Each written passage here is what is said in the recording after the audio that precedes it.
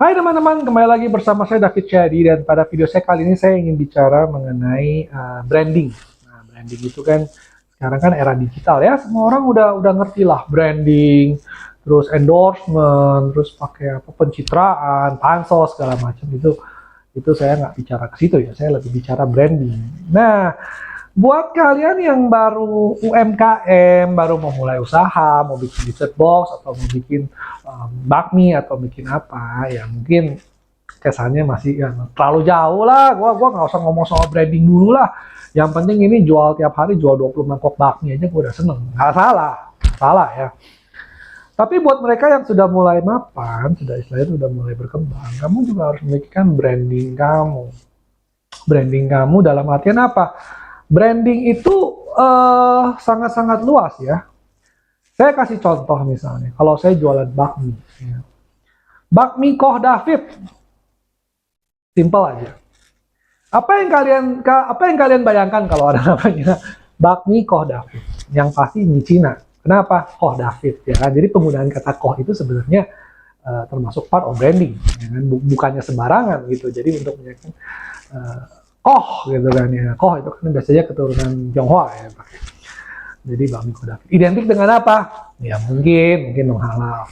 Kalau misalkan saya jual bakmi halal, bakmi ayam, saya harus tulis bakmi ayam Koh David. Kenapa? Kalau nggak nanti pembeli akan mengasumsikan, ya itu nggak salah gitu. Kita dengan kata Koh David kan, oh mengasumsikan, ya ini pasti. Ya mungkin pasti nggak tahu ya. Bisa juga saya dagang barang yang halal, tapi kan bakmi Koh David Cina ya udah pasti ini kan kemungkinan besar tidak halal. Nah itu, tapi saya nggak bicara soal halal ya. Saya bicara mengenai brandingnya sendiri. Nah begitu juga misalnya mengenai soto. Kalau saya bilang soto, itu kan identik dengan masakan lokal, tradisional. Kalau soto haji apa, haji dudung misalnya, itu tentu pasti akan brandingnya, oh ini kalau saya makan soto, enak sama yang Mbak Haji ini pasti enak nih. Kan kalau di Roxy, kalau di Pluit itu kan ada Haji Mamat, Haji apa segala macam. Nah itu identik dengan oh ya soto, itu identik gitu rasanya enak. Kebayang nggak kalau misalnya soto John Owen, ngaco kan? Ya mungkin John Owen itu cuma merek, cuma nama. Mungkin anaknya bilang, Pak saya nggak mau lah pakai nama Haji Dudung, kok kesannya kayak kolot banget. Kita pakai nama yang barat lah, misalnya apa ya, Soto House by Mr. John gitu misalnya ya. Jadi kesannya tuh tidak akan brandingnya tuh nggak pas gitu ya. Saya bukan bilang rasa, mungkin yang masak tetap si Haji Dudung, tapi mungkin rasanya tetap oke, tempatnya lebih bagus, tapi feel-nya tuh beda karena brandingnya tuh nggak pas gitu loh. Sama kayak misalnya apa sih, banyak sekali ya kasus-kasus kalau misalnya Anda ke business school. Sana banyak kasus orang yang ganti logo aja bisa berakibat fatal. Ganti packaging aja bisa berakibat fatal sampai orang-orang udah saking biasanya beli orange juice merek ini ngeliat warnanya orange udah tahu udah langsung main ambil. Nah satu waktu mereka ganti brand, jadi mereka kepintaran mereka ganti brand, semua brandingnya diganti, sampai penjualan tuh menurun drastis, sampai orang-orang tuh nggak tahu ini barang ini kemana, padahal tuh masih ada di situ, cuman brandingnya udah diganti gitu kan. Jadi ya jangan remehkan branding ya. Misalnya branding dari nama juga pengaruh ya kan. Saya pernah kasih contoh gitu, kalau misalkan namanya itu kelihatan masuk dengan image saya, misalnya Nike, Adidas, Fila, oke kan? Nah nama mereka kan internasional, sesuai dengan image. Wah sepatu apparel itu oke. Bandingkan kalau misalnya saya mau bikin sepatunya merek baru namanya misalnya Bubu Dudu. Ya sepatu Bubu Dudu kan itu kamu tuh bikinnya sepatu sports lagi, sepatu lari, super shoes dan sepatu basket. Menurut kamu brandingnya masuk nggak? Ya kan? Orang kan kalau sport kan identik dengan cool, Nike, you can do it, Air Jordan segala macam. Tiba-tiba ada Bubu Dudu pakai gambar Bubu Dudu ya, gambar Hello Kitty atau gambar apa kan? Jadi brandingnya tuh nggak pas banget gitu. Of course saya kasih contoh ekstrim ya. Tentu saja orang bikin sepatu nggak akan sebodoh itu. Tapi mungkin juga ya mereka bikin malah jadi nyetek dan malah jadi laku. Tapi intinya adalah, sorry, kalau Anda mau bikin branding, Anda juga pertimbangkan hal seperti tadi. Jangan remehkan pemilihan nama. Misalnya kalau orang dulu buka toko, Mi 78 lah, Mi 78 Acin, Acun, Acong, Aliang atau apa ya kan. Mereka nggak pernah mikir-mikir branding segala macem. Baru kita cuma mikirin sekarang. Tapi syukurnya banyak yang cocok pada saat itu. Misalnya jual kue tiaw goreng Akang, Aliang, memang identik dengan masakan orang Medan dan memang ya dikenal yang masaknya enak soal kue tiaw goreng itu memang orang sana gitu kan. Seperti misalnya tadi soto itu kan kalau saya bilang soto Ko David kan ya mending kalau sotonya soto yang ala cungkok gitu lah ya. Kalau misalnya soto kaki, soto sapi Ko David, jujur kata lah kalau kamu belum pernah nyobain, kamu tertarik nggak nyobain? saya sih nggak tertarik gitu ya. Ini kayaknya brandingnya tuh nggak banget sih gitu.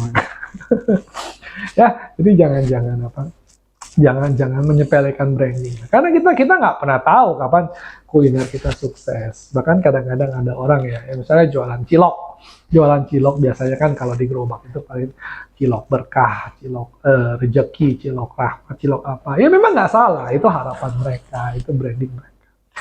Tapi toh branding itu kan dimulai dari sekarang dan branding itu is a bit free actually.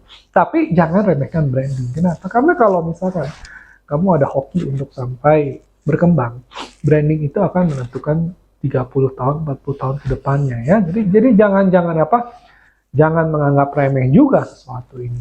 Karena saya kasih contoh aja ya, misalnya bakmi Gajah Mada itu ada sejarahnya kan.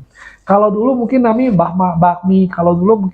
bakmi Cilingling misalnya ya, mungkin image-nya udah beda, mungkin nggak sampai nasional seperti bakmi Gajah Mada. Ya saya terus terang saya nggak tahu ya. Saya dulu kalau nggak salah pernah main sama anak salah satu pemilik Gajah Mada, tapi udah lama banget waktu saya SD, mungkin dia juga nggak tahu. Ya, jadi lucu aja ya, cuma maksud saya branding itu ya jangan disepelekan juga. Bahkan nama toko juga. Sebenarnya saya kasih tahu sedikit rahasia ya. Saya kalau ngeliat nama toko itu kurang lebih udah mencerminkan. Kalau toko Sinar Maju Jaya, Jaya Sentosa, Jaya apa, saya bisa klik, wah ini yang punya pasti orang keturunan Tiongkok. Sorry to say ya memang ini stereotype ya, saya tahu. Ya tapi itulah ya, that's just what it is gitu. Begitu saya tokonya, oh ini cahaya terang, cahaya mulia, sinar terang, sinar maju semua. Bandingkan dengan kalau misalnya tokonya Rezeki Bahari, terus misalnya tokonya apa sih?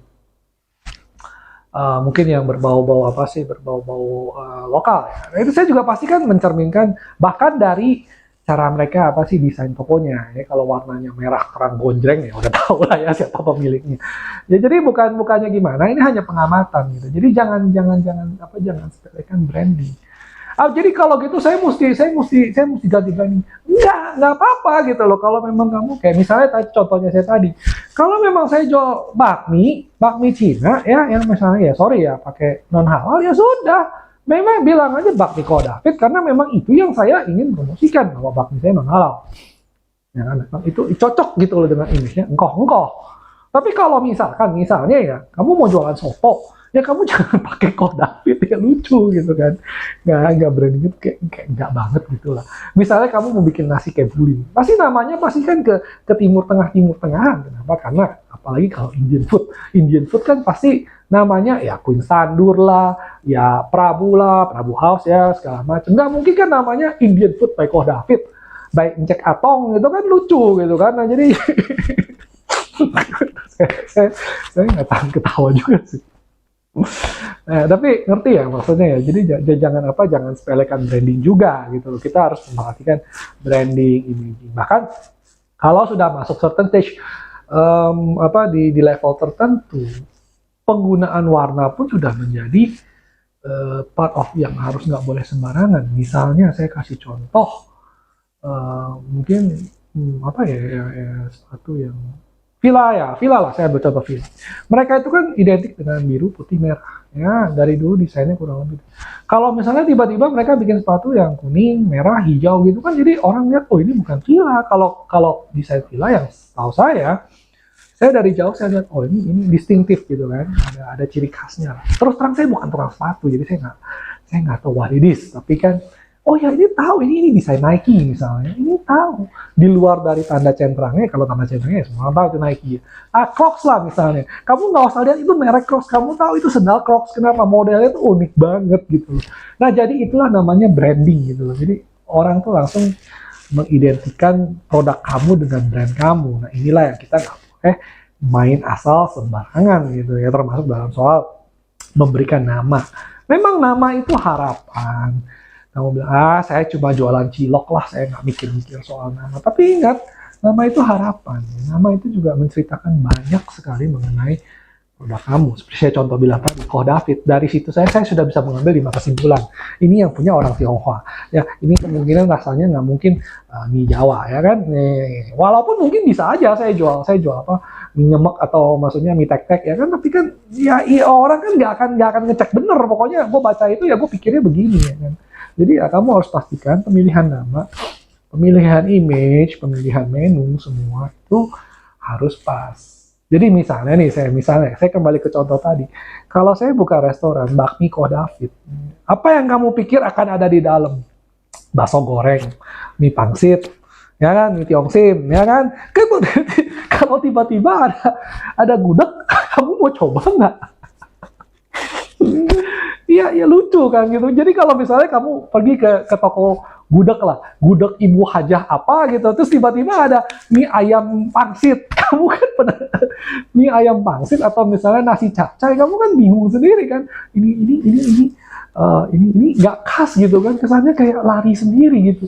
Rasanya juga pasti akan mencurigakan. Lah si engkau biasa bikin bakmi, kok tiba-tiba ada gudeg sendiri nyantol kan? Ya kadang-kadang orang ya bukannya memang menurut saya tuh ya kadang-kadang blunder juga sih.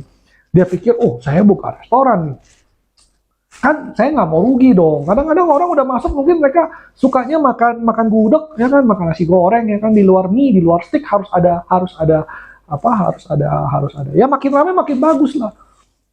Cuman kan masalahnya kadang-kadang ya itu blunder fatal gitu. Karena menurut gua kalau lu jualan mie, udah fokus aja mie. Orang kesana tuh pengen makan mie, lu terkenalnya bikin mie yang enak. Udah nggak usah ributin pengen jualan, pengen ada gudeg lah, pengen ada soto.